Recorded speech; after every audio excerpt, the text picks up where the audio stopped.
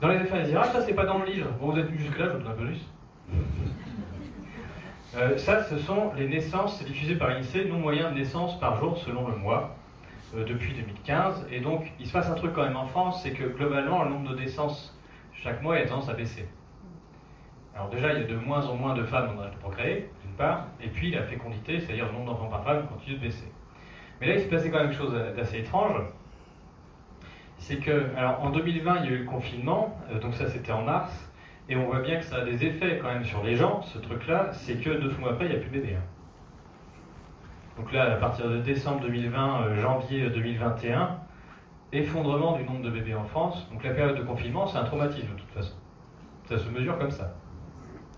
Par d'autres moyens, mais ça c'est un vrai indicateur. Et ensuite, en 2021, le nombre de naissances augmente.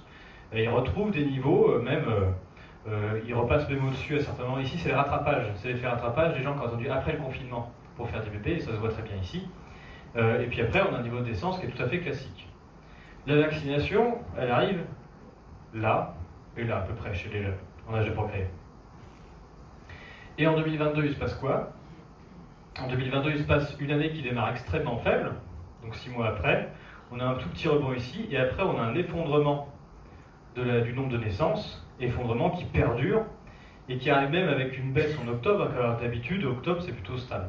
Donc on a un vrai effondrement des naissances sur la fin de l'année 2022, c'est-à-dire plusieurs mois après la vaccination, deuxième dose et troisième dose. Et en fait, on n'est pas les seuls. Ça, c'est le Danemark. Le nombre de naissances, il est hyper stable au Danemark depuis des années. On a même eu un rebond de natalité en 2021, peut-être un petit rattrapage comme chez nous. Et on a un effondrement des naissances en 2022. La courbe violette, c'est la courbe à laquelle on s'attend, et puis la moyenne, et rouge, j'ai mis la significativité, mais en fait, on a vraiment un effondrement. Et on a un effondrement, notamment, 9 mois après la vaccination de masse des jeunes qui a lieu l'été. Et en fait, ces graphiques-là, je les ai montrés dans un article pour 6 ou 7 pays, ça fonctionne. Tous les pays où on a des données, ça fonctionne. On a un effondrement des naissances, 6 à 9 mois après la vaccination des jeunes, en âge de procréer. On a autre chose aussi. Patrice Taravel, avec qui j'ai travaillé, lui, il a fait un petit outil où il a aussi mis le nombre de décès en provenance de Romomo, donc de tous les Européens, en bleu. Ici, on est sur les 0-14 ans. Il faut savoir que les 0-14 ans, en fait, ce qui fait la mortalité, c'est les 0 ans. L'âge où on meurt dans la vie, c'est plutôt quand on est très âgé, et sinon c'est à 0 ans. C'est vraiment à 0 ans qu'il y a plus de morts, juste après, notamment juste après la naissance pour les prématurés. Là, on a des taux de mortalité qui sont les plus grands. Et donc, quand on regarde la mortalité des 0-14 ans, les 3 quarts, c'est des 0 ans. Donc, il mélange tout dans Euromomo, mais c'est des 0 ans qu'on voit en écrasante majorité. Ce qu'il a fait, lui, c'est qu'il a mis la vaccination, non pas des enfants, mais la vaccination des femmes en âge de procréer. Et ce qu'on remarque, c'est que pile au moment où on vaccine les femmes, on a des hausses assez fortes de mortalité infantile. Ce qui a l'air de ressembler à des enfants qui naissent trop tôt et qui décèdent parce qu'ils sont nés trop tôt. Mais on n'a pas que ça. On a 6 mois après la dose, donc ça c'est en rouge, une très grande hausse aussi du nombre de décès à 0 ans. 6 mois c'est quoi? C'est la période à partir de laquelle un bébé prématuré va naître en n'étant pas encore viable, où certains sont viables mais pas tous, et donc on a un très fort taux de décès. Donc là, on a un vrai signal. Ça ne veut pas dire qu'il n'y a pas de naissance avant, mais les naissances avant ne sont pas considérées vivantes. C'est pour ça qu'il n'y a pas de chiffres. Mais ce qui se passe là, on n'en sait rien, c'est juste que c'est pas compté. Encore une fois, les statistiques, ça dépend ce qu'on compte. Comme on compte ici que les naissances vivantes et mortes après, on ne sait pas ce qu'il y a entre des conceptions ici et ce qui peut se passer là. On a juste une trace là. Cette trace-là, elle marche pour la dose 1, elle marche aussi pour la dose 2. On a la piqûre de rappel dose 2 qui se voit là. Et elle marche aussi pour la dose 3. Les femmes reçoivent une dose 3 ici, 6 mois après, pouf. On a bien une hausse de décès des 0 ans. Et c'est pas sur l'analyse statistique. Ça, c'est Christine McCoy, une informaticienne qui a fait ça. On récupère ça à partir des données de l'INSEE sur les décès. Ici, ce sont les décès qui sont représentés des bébés qui décèdent dans les 6 jours après la naissance. Donc, c'est-à-dire, la plupart du temps, là, on est sur du grand préma également.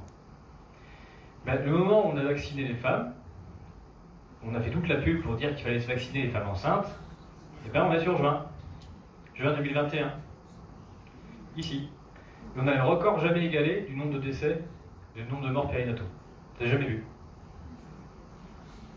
On est largement au-dessus de la très grande significativité, c'est-à-dire que les statistiques nous disent que ça ne peut pas être dû au hasard. Les Écossais trouvent pareil. Les Écossais aussi, ils ont battu le record de morts périnataux pile pendant la campagne de vaccination des femmes enceintes, on ne sait pas pourquoi, et ils trouvent même la piqûre de rappel. Israël aussi a diffusé les mêmes données. Donc on a tout. On a des décès, on a des décès de nourrissons, on a des problèmes de fécondité, tout est dans les statistiques qui sont sous nos yeux, on n'a pas le droit d'en parler. Donc on a pu raconter l'histoire avec les chiffres qu'on voulait bien, des morts, des hôpitaux saturés, tout ça, en présentant les chiffres de cette manière, dont on voit qu'ils n'ont absolument rien de réel. On a pris en main le comptage de l'hôpital et chez les médecins en disant comptez Covid, tout le monde a compté Covid, pour en faire des statistiques, et on a vu qu'il n'en était rien. On a mis en place des tests dont on voit qu'ils n'ont absolument aucun rapport avec aucune maladie connue. On lance un dé, c'est pareil, mais sauf que ça fait du chiffre. Donc ça, ce sont des statistiques qui sont parfaitement construites. Ce sont des décisions bureaucratiques, administratives, qu'on met en place et dont ensuite on a tort si on veut s'en servir pour faire de la science. Et en revanche, les statistiques qui sont alarmantes sur des choses qui concernent les décès des enfants et les bébés, on n'a pas le droit d'en parler. Donc on est dans le cadre général d'une fraude totale au comptage et d'une escroquerie statistique. Je vous remercie et si vous avez des questions, n'hésitez pas.